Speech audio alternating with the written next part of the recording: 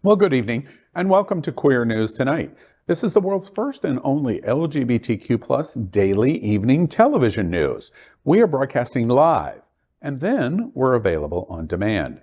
We're available on all smart televisions, including Roku, Apple TV, Android TV, Amazon Fire TV, and of course YouTube and Facebook. It's time to queer up the news. It's Wednesday, October 12th, 2022, and we are live and literally out of the closet and into the headlines. So many of your important stories we're going to tell this evening on Queer News Tonight. This is the world's first live daily LGBTQ evening news show, literally out of the closet and into the headlines on Queer News Tonight with Al Ferguson. I'm your anchor at Queer News Tonight, Al Ferguson, and this evening we bring you the news of and a perspective representing the LGBTQ plus community from South Florida, America, and across our planet. This is the world's first and only unedited live LGBTQ plus evening news show. Whatever unique in LGBTQ plus news, you will see it and hear it. Happening Out Television Network is a 501c3 nonprofit media platform in the television and radio models of PBS and NPR, but designed for our LGBTQ plus community. We are part of one of the largest LGBTQ plus media companies in America, Hotspots Magazine and Happening Out Television Network. Our magazine is celebrating 37 years of the LGBTQ plus experience, and our television, news, talk, and entertainment shows support our mission to educate the LGBTQ plus and broader community. Let's begin by welcoming anchor FayWhat. She's a radio and television personality and has a popular blog and YouTube channel aiming to unite the L and the G together. She's a hostess and MC for many South Florida events, an animal advocate, and owner of Faye's Fur Family. Also, make sure to catch the FayWhat Show, the first LGBTQ plus morning show, Mondays at 9 a.m. Eastern, online, and of course, on your smart TV. Good evening, Faye. Good evening, boys. So happy to be with you. And if you missed the FayWhat Show Monday morning at 9 a.m., make sure you go back and watch it on demand. We had the beautiful and the lovely Chef Josie from Top Chef and also Bubbles and Pearls in Wilton Drive. We talked about everything from maybe her going back into politics, maybe another restaurant show on the horizon, and all the stuff about being the lesbian that she is. So make sure that you go and check it out whenever you get a moment. Get in bed with your nearest doggy. Wrap yourself up in a blanket and just watch FayWhat. Isn't that what everybody should do? Yeah. All right. Next up, let's welcome anchor John Hayden. He's a journalist for 27 years, and he now works for several outlets, including South Florida Gay News, as a reporter and community editor, covering politics, entertainment, and local events directly impacting the LGBTQ plus community. John's interviewed everyone from presidents to Oscar winners and been on more red carpets than he can count. For Halloween, he plans on hanging a piece of plywood around his neck and telling everyone he's bored. Wow, John. Wow. Welcome, John. You're not really going to do that, right? That's not really your Halloween costume, He's really going to do that, I'm sure. We've still got 2 weeks. Who knows what I'm going to do? Yeah. Better than what you did last year, the sheet with the 2 holes. Yeah. Oh, dear. No, 3 holes. Oh. Actually, out 4. Oh, yeah. Oh, wow. Oh, wow. Yeah, and I just want to say something where because there's not enough outrage coming in this show tonight. Alex Jones just got hit with a $1 billion verdict against him from the families of Sandy Hook. $1 billion. That's wow. So let this be a warning to the people who are going around spreading just all sorts of lies. We're coming for you. Wait, what is that sound I hear? Oh, it's the shudder coming from New York from Tucker Carlson. Right. Yeah. But I just wanted to say this ballless wonder found the balls to say, this what must be, he was on the air when it came down. This must be what hell is like. They just read out the damages, even though you don't have the money. It's a joke. You're a disgusting man. And I'm glad these people are going to get something, but not closure. Now we move on and we welcome anchor Dr. Bobby Huen. Bobby is a professional mediator. He helps individuals, families, and businesses resolve their disputes. When he is not mediating, he would either be building Legos at home or having fun on the drive. I bet you love that Lego Master show on Fox. Yeah. Welcome, Bobby. Thank you, thank you. Let's welcome anchor Dale Stine. With a background in music and the arts, and he is a well-known photographer famous for his photographs of internationally acclaimed DJs, drag personas, and other entertainers, including our very own FayWhat. He is presently the Director of Music Ministry at Unity on the Bay, as well as moderator of South Florida's largest LGBTQ plus Facebook group, Miami Gay List, which can be found on Instagram as @GayListOfficial. An activist with multiple LGBTQ plus organizations, Dale is currently the vice chair of Miami Beach's Human Rights Committee. Good evening, Dale. Why, thank you. It's great to be here tonight. It's been a while. We are the reporters for Queer News Tonight, and this evening we begin with the queer headlines. The LGBTQ plus community in South Florida and across America is diverse. Our community across the world is vast. And here are the bullet points of the Queer News for today, Wednesday, October 12th, 2022. Well, let's begin by queering up the USA view. New survey shows 1 in 4 LGBTQ are thinking about suicide. LGBTQ plus have high rates of depression and other mental health issues. A first of its kind survey conducted in New York, released this week, found that nearly 1 in 4 have seriously considered suicide. As per the survey, transgender, gender nonconforming, and pansexual Long Islanders were especially likely to report poor or fair mental health and moderate to severe anxiety or depression. Conducted by the Stony Brook Medicine Division with 30 community partners, this is the first comprehensive survey of the mental and physical health needs of lesbian, gay, bisexual, transgender, queer, and questioning Americans. Survey organizers and LGBTQ plus leaders indicated. Lauren LaMagna, Public Affairs Manager for Planned Parenthood, Hudson Biconic, said, quote, "The survey illustrated how distinct groups within LGBTQ plus communities have very different experiences and needs and are not a monolith," end quote. Stony Brook is taking a number of steps in response to the findings, including LGBTQ plus cultural sensitivity training for health providers and community-based organizations, the addition of LGBTQ plus material in medical student curriculum, expanding young adult and adolescent support groups, and the distribution of a directory of LGBTQ plus care providers and services. Trevor Project is another nonprofit organization doing incredible work in offering support in mental health, sexual orientation, gender identity, and more. They are reachable if you need help 24 hours a day at 866-488-7386. The study is shocking, but not shocking. We have been reporting all year in 2022 how difficult the 2 years of pandemic was, specifically on LGBTQ community and other marginalized communities. And now we're dealing with the political attacks that we have seen in 22 and the anxiety over what is going to come from that based on the midterm elections, etc. It's a time that we should all be aware of, and we should all be aware of our friends and family and our chosen family around us, because this is a very big issue. 25% of all of us have thought or are thinking currently about suicide. That's so sad. Well, kudos to Long Island for implementing the training for healthcare providers, because that's just so important. You know, mental health is a real issue, especially in the LGBTQ plus community. There's a huge stigma, but aside from the stigma, also most people in our community don't get diagnosed, don't go seek the help that they really truly need. And that right there, it starts a spiral effect of depression, and you go down this rabbit hole that you really can't get out on your own. Hey, I'm curious, why do you think that is? Your wife is in healthcare. Why does LGBT not recognize the mental health needs that we need? What do you suspect? I don't think that it's that we don't recognize it, Al. I think that we're just truly fearful. When we go see those lab coats, the mental health people, when we go to anywhere to get any kind of medical care, we are not treated the same way once they know that we're LGBTQ plus, okay? Especially our trans brothers and sisters. Yeah, for sure. So they're not going to go seek that help when they're ready just to get a tooth pulled or just to check for a common cold is difficult enough. It's true. I mean, there are cases that I remember reading where the patients go into a medical facility and the doctor literally says homosexuality is part of their like medical charts as an illness. Oh my God. This is, well, I'm not talking about something that happened in the 1940s. We're talking about something that happened in the 2010s. That's not, that shouldn't be happening.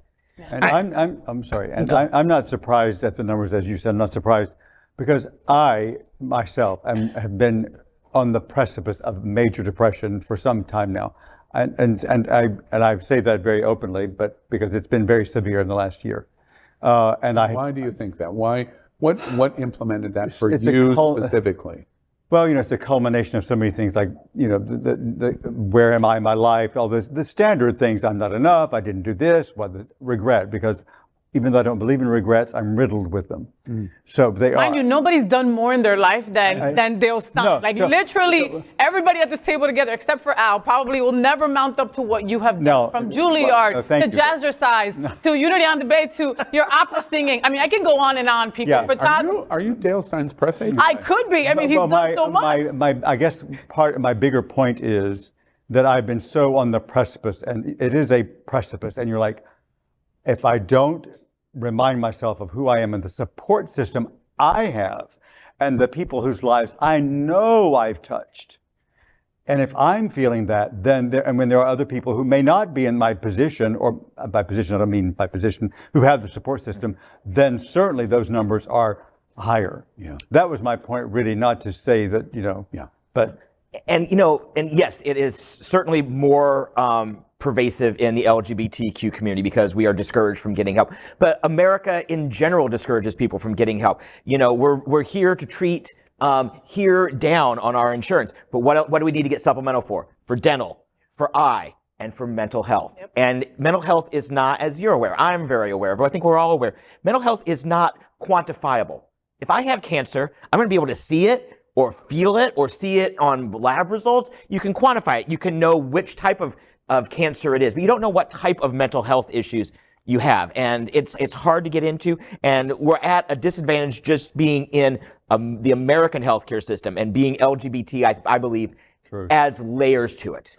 That's that, and the fact that, for example, there are several approaches to mental health. Obviously, there's psychiatric. In that case, they prescribe medication for you, and then there's psychological, which you go to see a talk therapist, or other.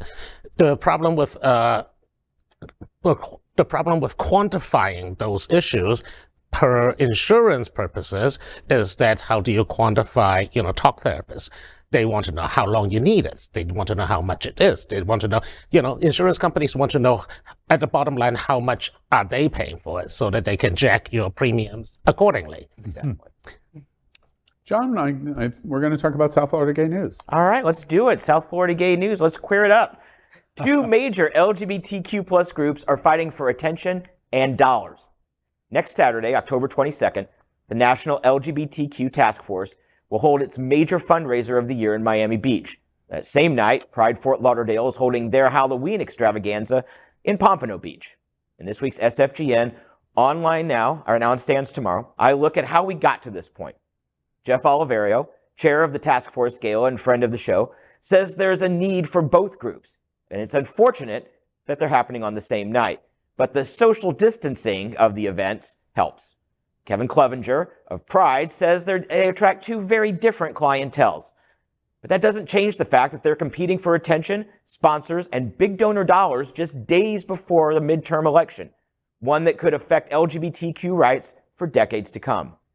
Pride's Clevenger says there just aren't enough weekends this time of year, and wanted to avoid Halloween weekend when they compete with the bars on Wilton Drive and Saves Gala.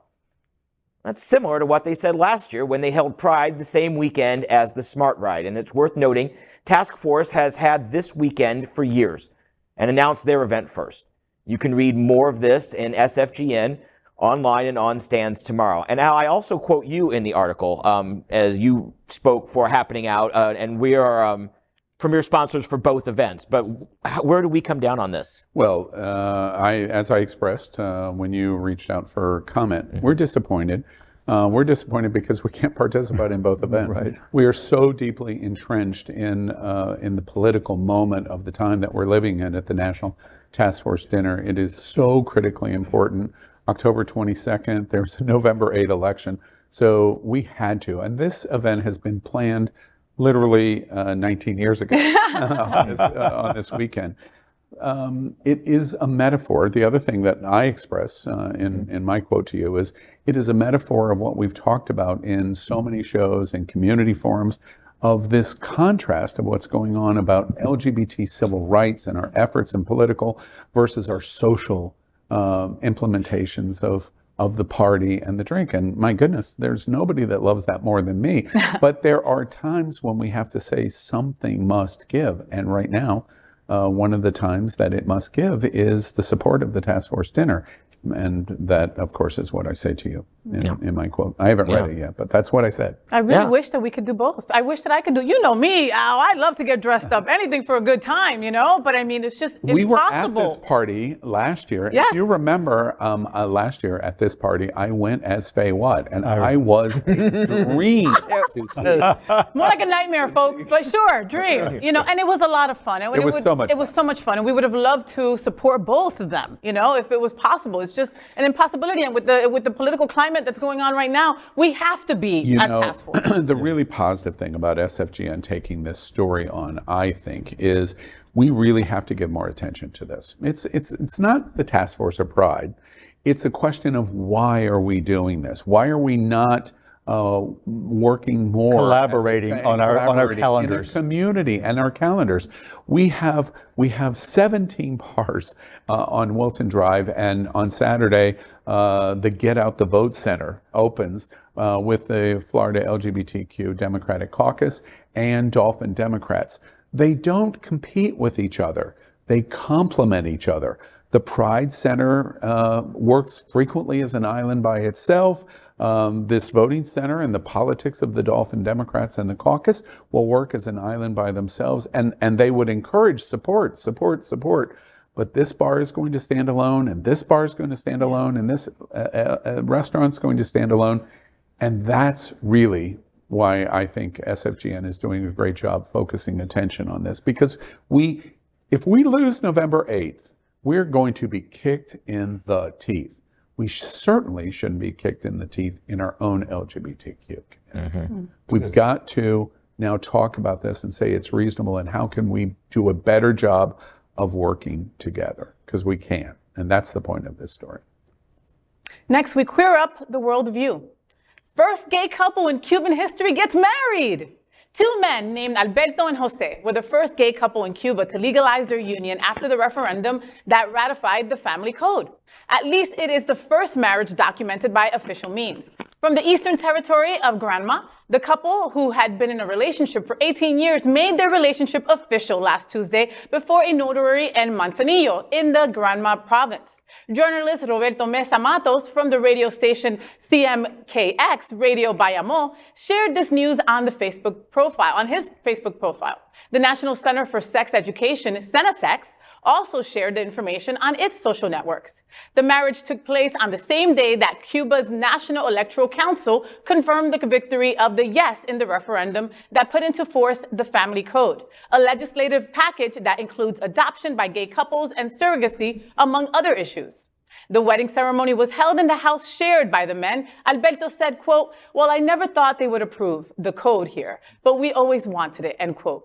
The new family code, which replaced the 1975 code, includes historic demands from the LGBTIQ plus community in Cuba, where until a few decades ago, homosexuals suffered rejection and discrimination and were even interned in military labor camps, the so-called UMAP. Oh, this is just such great news. I've seen so many people posting, my Cuban friends posting on Facebook about this. Like, you know, doesn't it kind of sort of make you feel like we're behind the times in the US a little bit, right? Like Cuba is like, literally Cuba, where everybody says there's nothing there, right? They're ahead of us when it comes to the love of our community. Oh, don't. I mean, listen, I'm not saying 100%, Dr. Bobby Huen, but I'm just saying that, like, you know, it was a surprise. Just like both gentlemen were surprised that this would ever happen. And look, like now they became the first ones. Que lindo.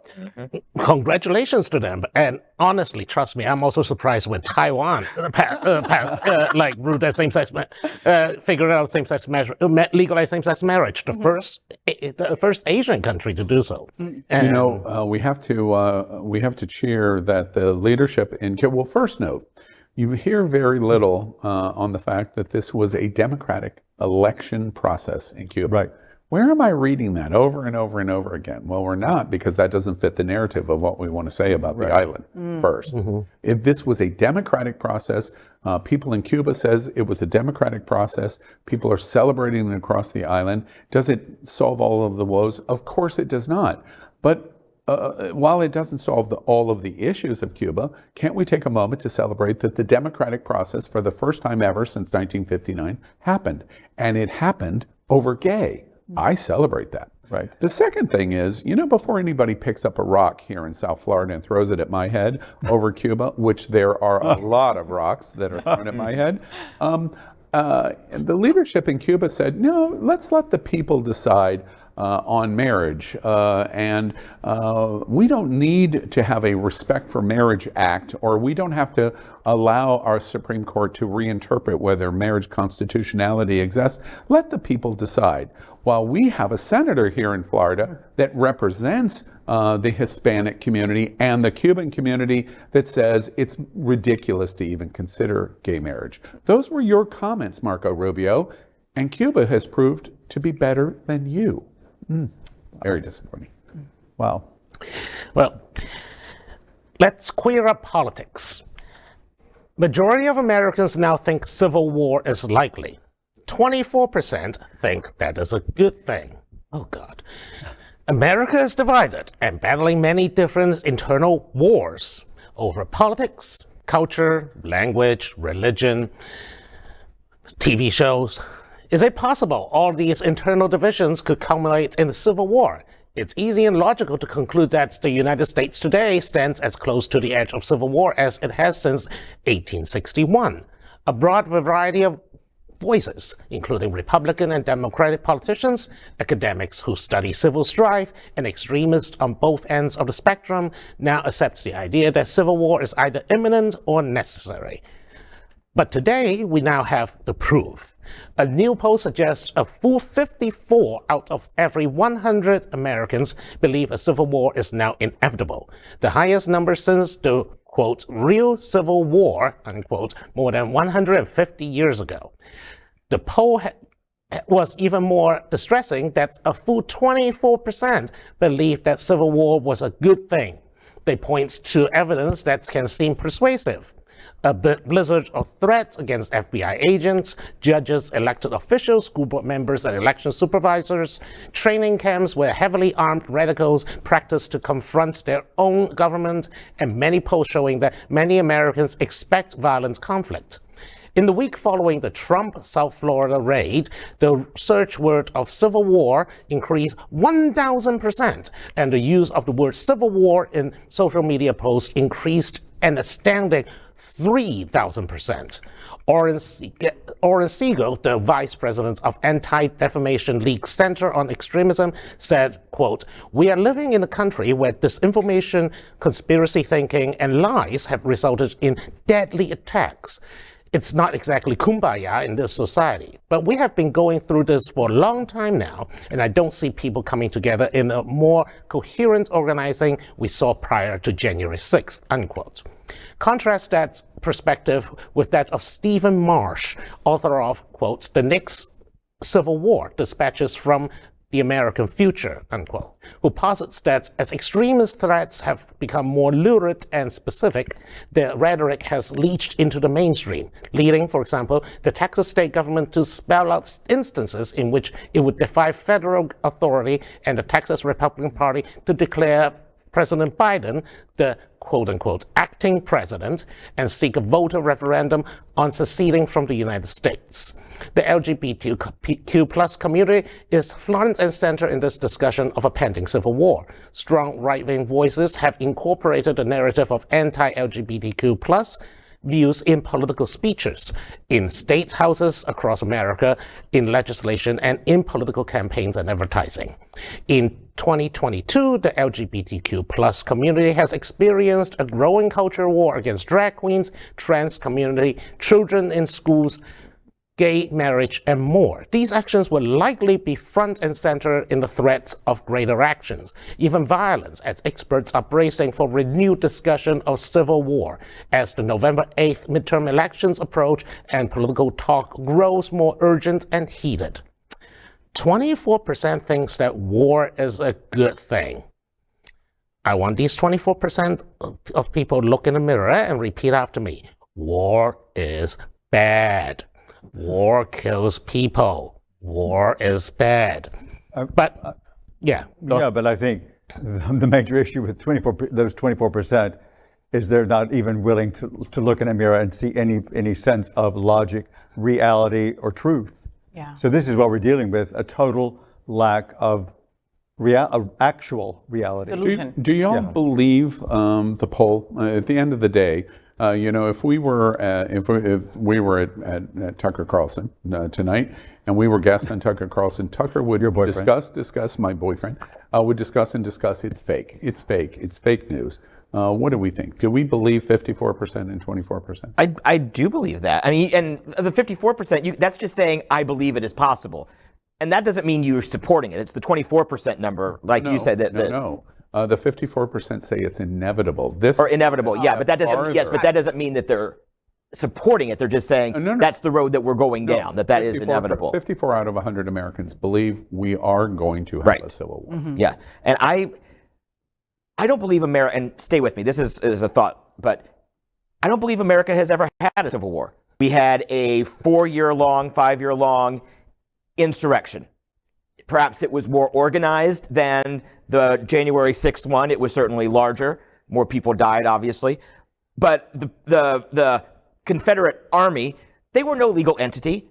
As a 501c3, we have more legal recognition than the Confederate government ever had. They were just a bunch of treasonous rebels running around in uniforms, just like those yahoos out in Idaho and Montana and East Washington go around calling it the American Redoubt. No, the American Civil War was an insurrection where people like Robert E. Lee were just traitors. They were simply traitors. Your observation. Yeah. What's your point behind it? My point is that we are going to have conflicts within our communities. But it won't be a civil war. It's going to be idiots. It's going to be yahoos. It's going to be these people who think that they know better and that might makes right because they've got 100 AK-15s. I'm not sure. As more and more focus on this conversation takes place, I think your opinion might change. I watched Bill Maher Friday night on Real Time, and Katty Kay from BBC, the lead anchor at BBC, was on, and she is getting ready to do. She's done a lot of filming about this issue of the growing attitude in America, and part of her interview, she came to Florida and interviewed seniors. In Florida. Seniors meaning not high school, meaning older. Older Americans, in older Floridians, the villages. And how many people that she interviewed that were seniors in Florida that said, couples, that said it was their democratic duty to pick up arms and defend the democracy. Now, of course, what they're talking about is defend their democracy against Bidens and AOCs. The woke America, and that seniors thought it was their democratic duty to pick up guns, and that they would do it. And that one couple, she reports, she said in her conversation, we have a responsibility to do it, and therefore we will. Wow. Well, my hairdresser, she follows these Cuban leaders and these Cuban people on TikTok, right? And so one of the people that she loves is constantly saying, like, hey, these white supremacists have been planning for years to overthrow all of you. You guys went to Cuba for a better life. Well, you better go get a gun and prepare yourself, because once the civil war does happen, it's going to happen. So it's not just, white folks saying this, like, black and brown people are also very fearful about this happening. I mean, 54% is a very high number, Al. Yeah, we're gonna stay on this story. In fact, we're going to do a lot about this story in coming weeks, leading up to November 8th. Next, let's queer up gay culture. The OUTshine LGBTQ+ Film Festival begins tomorrow.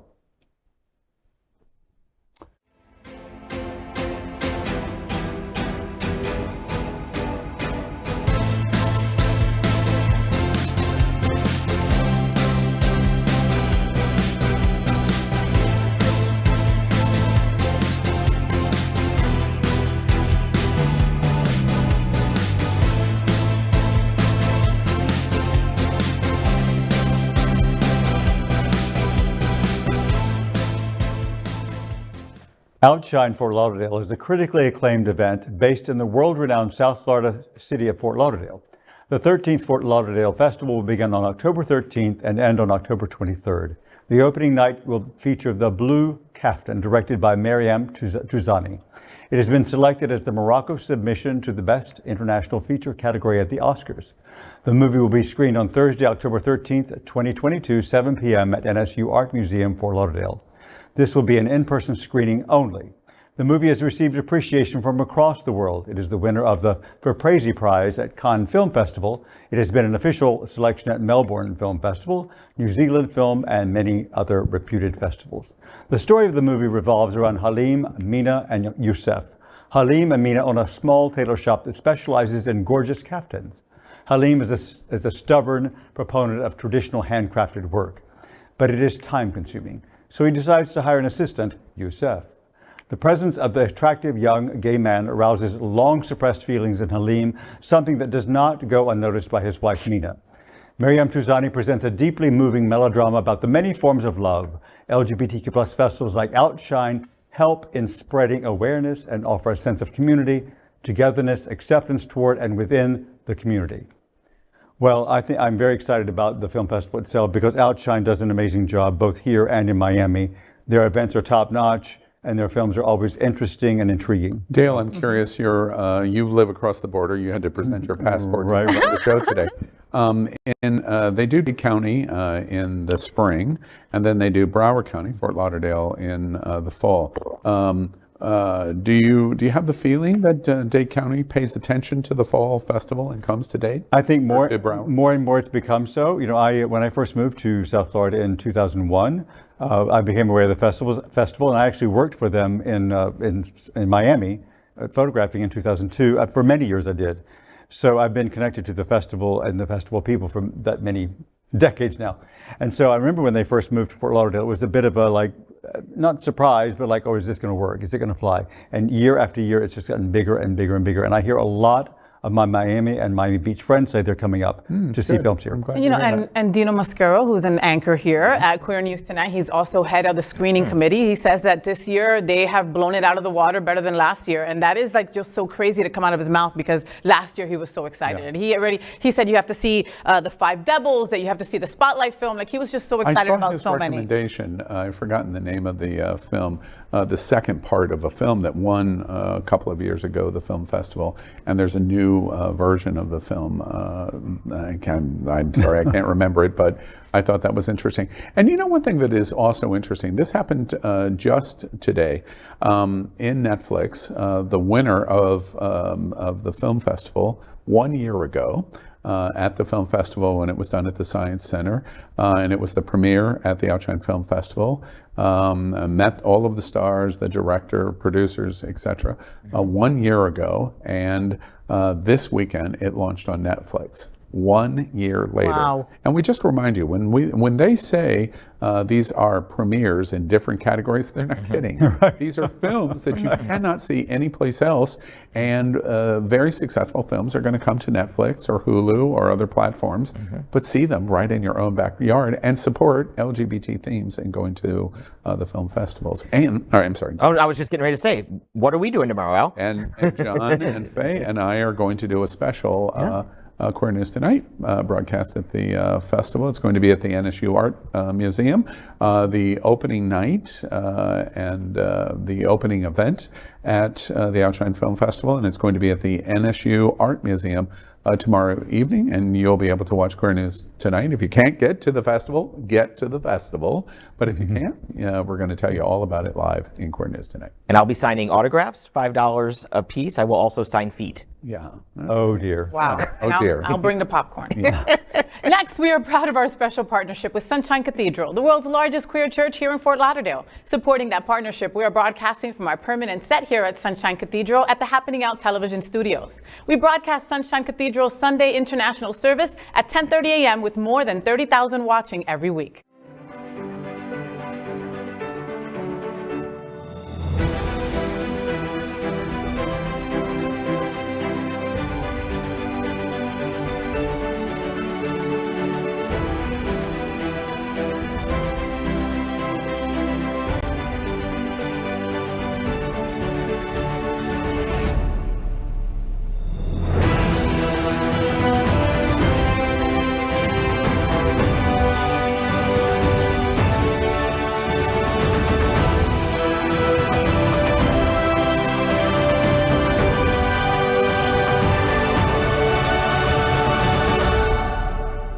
I'm CJ Walden, Vice President of Prism FL Inc., and Sunshine Cathedral is my queer church.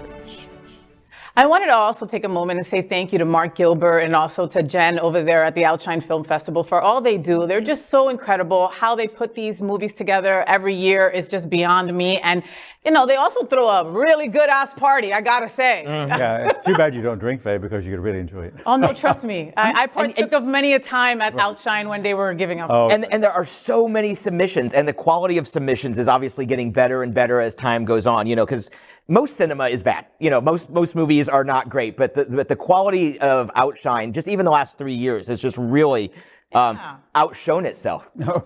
I'm curious for the film festival, and it's one of the things that I've noticed this year.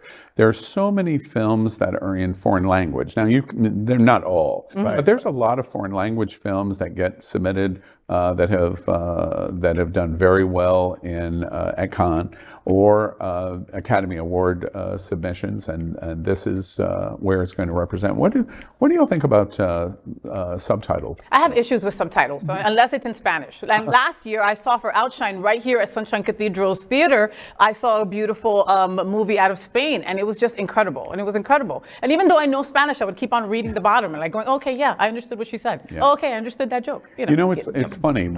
Before I went to OUTshine Film Festival, I would have said almost universally that I don't like subtitled films.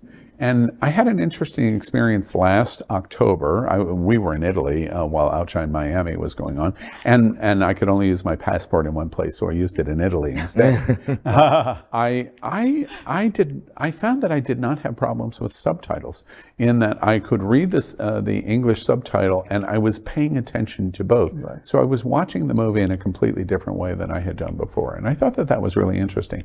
I'm going to do many of the films at OUTshine Film Festival, and many of the films that I'm going to do are going to be foreign language, which I'm looking forward to that experience and having that experience because of the cultural embracement of the LGBT producers of the films from Turkey or from France or from Poland, etc. I'm looking forward to that. It's going to be a lot of fun. Well, make sure you come out to the OUTshine Film. I'm especially delighted that one, Nova is part of it because they're using the NSU Art Museum. So go Sharks! Happy to be alumni there. But secondly, the point is really good is that that there are countries that are underrepresented in the LGBTQ space. For example, the Blue Caftan comes out of Morocco. It's not exactly known for LGBTQ haven, but they come and they have representative films for the country, and that's great. That is today's news for the LGBTQ plus community on the world's first and only daily LGBTQ plus evening news show. Is our community important to you? Then help us by liking and subscribing. Ring the bell for updates. Share the news with your friends and family. Post this broadcast in the many groups that you're a member of. Tonight's stories about our community deserve the attention of your family and friends. Queer News Tonight is the only live LGBTQ plus digital television show in the world, and this is out of the closet and into the headlines. We need your support. If our community is to grow, we must tell our stories and bring them to the attention of the broader world. This is the only place in the world that tells these LGBTQ plus stories in motion and sound. That is the passion of the Happening Out Television Network and Queer News Tonight. I'm your anchor, Al Ferguson, and on behalf of these LGBTQ plus reporters, the anchors of Queer News Tonight, including FayWhat and John Hayden and Dr. Bobby Huen and Dale Stine, we will see you daily at 8 p.m. Good night. Night. Night.